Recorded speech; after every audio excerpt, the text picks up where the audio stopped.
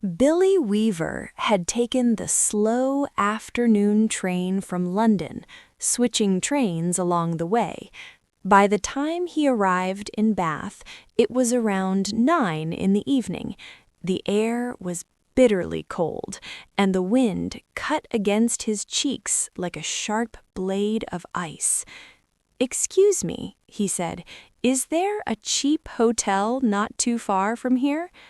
"Try the pub down the road," a man at the station replied, pointing. "They might take you in. It's about a kilometer away on the other side." Billy thanked him, picked up his suitcase, and started walking toward the inn. He had never been to Bath before. He didn't know a soul there, but his boss at the main office in London had told him it was a wonderful city.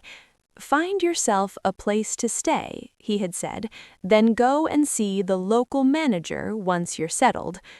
Billy was 17. He wore a new dark blue coat, a new brown hat, and a new brown suit, and he felt great. He walked quickly down the street. These days, he tried to do everything quickly. He had decided that all successful businessmen were quick.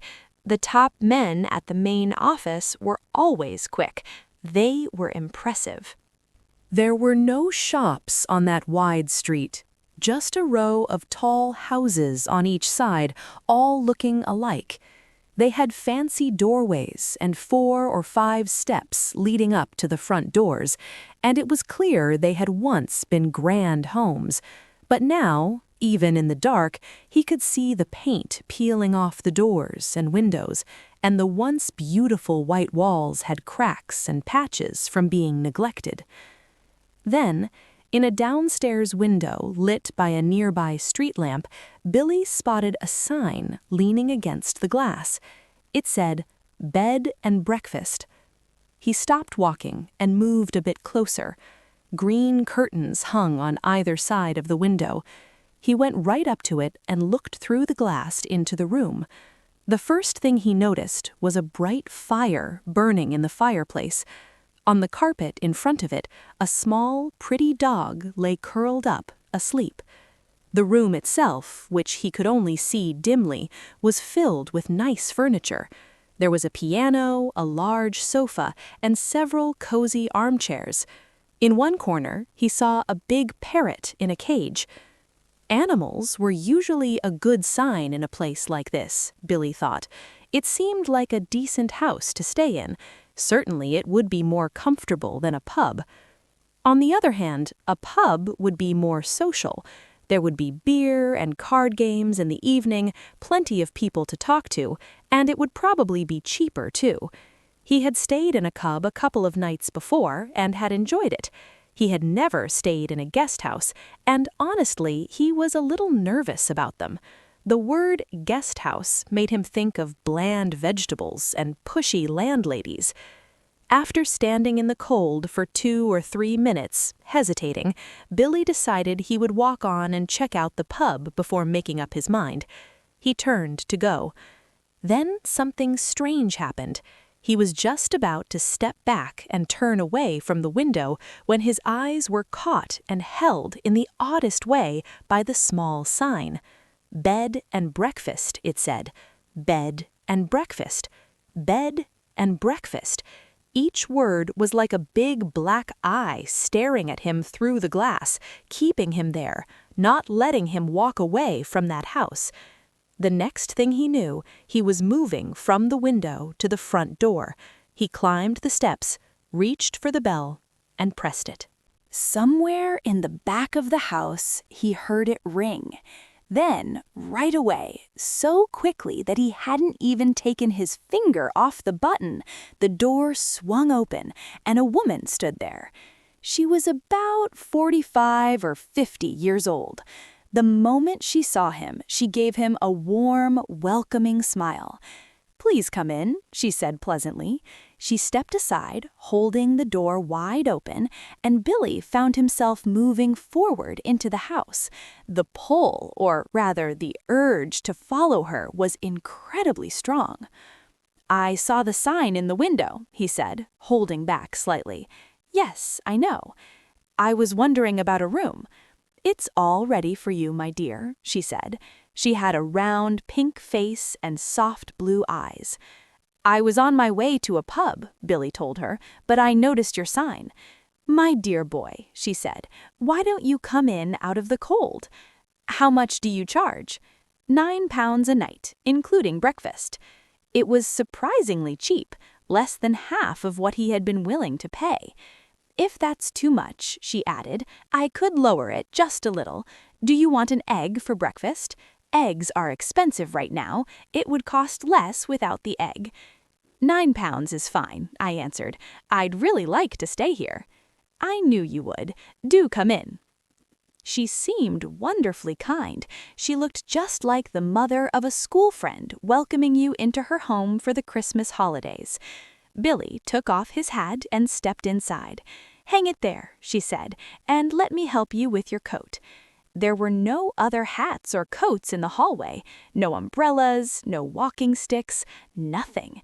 We have the place all to ourselves, she said, smiling at him over her shoulder as she led the way upstairs. You see, I don't often get the pleasure of having a visitor in my little nest.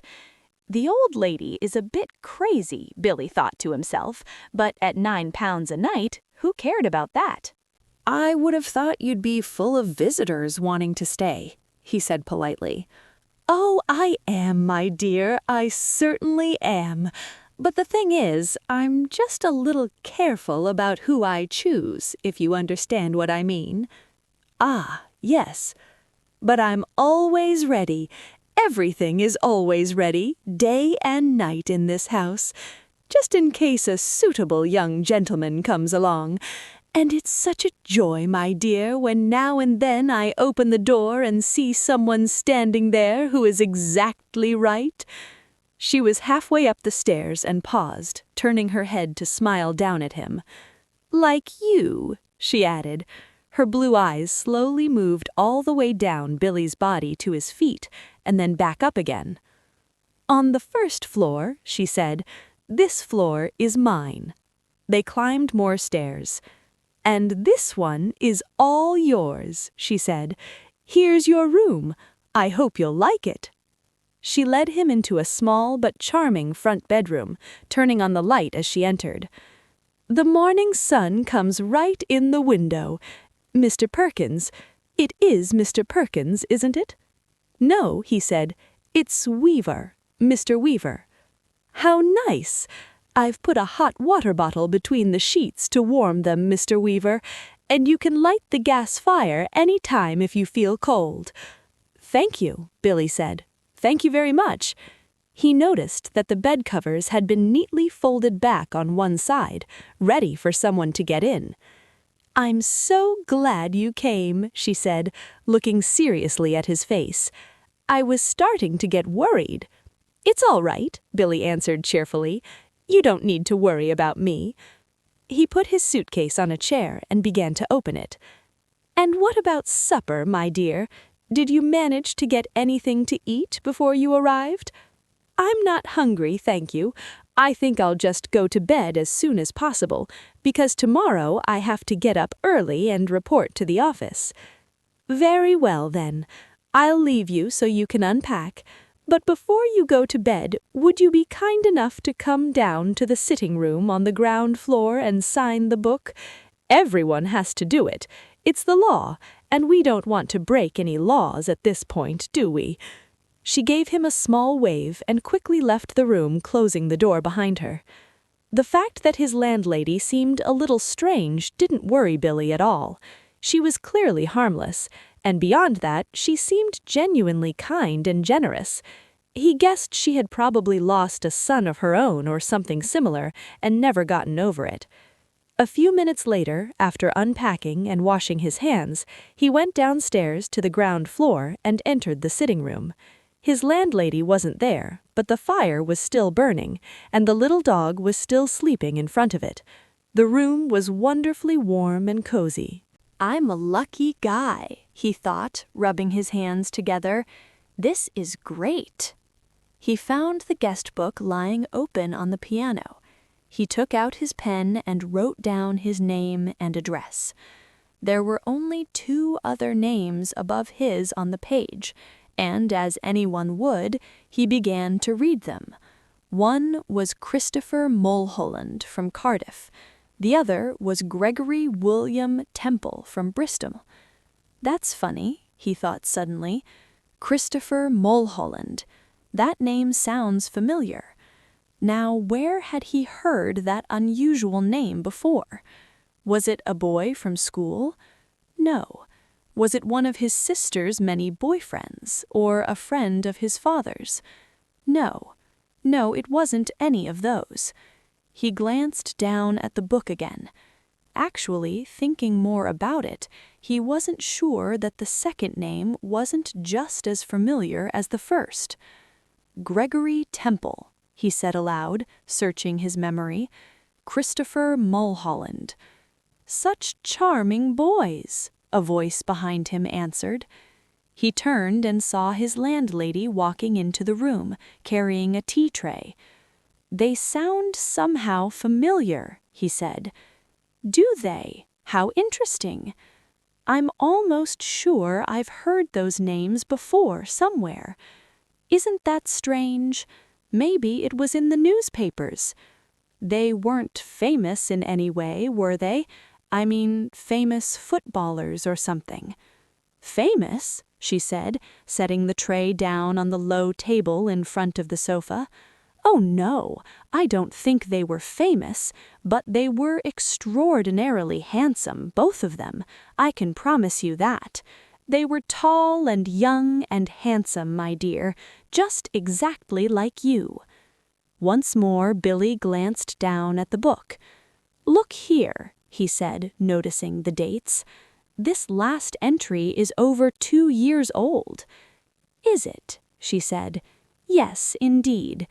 And Christopher Mulholland's is nearly a year before that, more than 3 years ago. Oh dear, she said, shaking her head. I would never have thought it.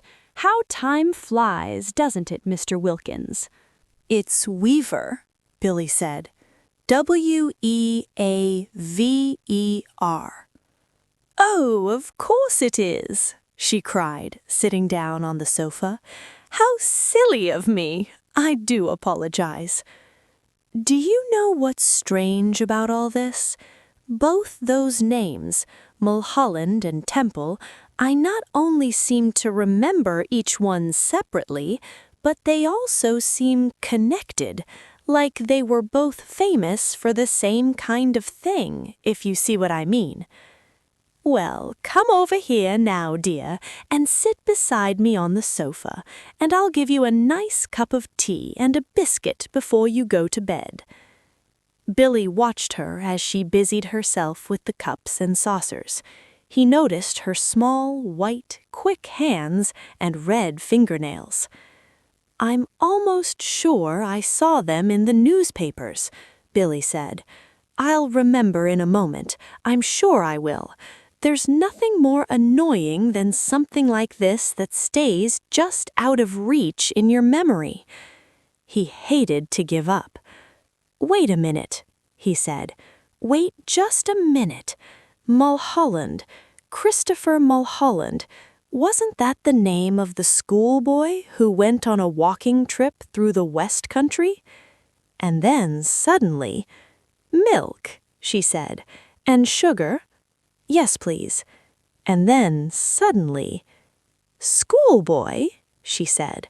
Oh, no, my dear, that can't possibly be right, because my Mr. Mulholland was certainly not a schoolboy when he came to me. He was a university student. Come over here now and sit next to me and warm yourself by this lovely fire. Come on, your tea is all ready for you. He walked slowly across the room and sat down on the edge of the sofa. She placed his teacup on the table in front of him. There we are. How nice and cozy this is, isn't it? Billy began drinking his tea. She did the same. For half a minute, neither of them spoke. but Billy knew she was looking at him. Her body was half turned toward him, and he could feel her eyes on his face, watching him from above her teacup.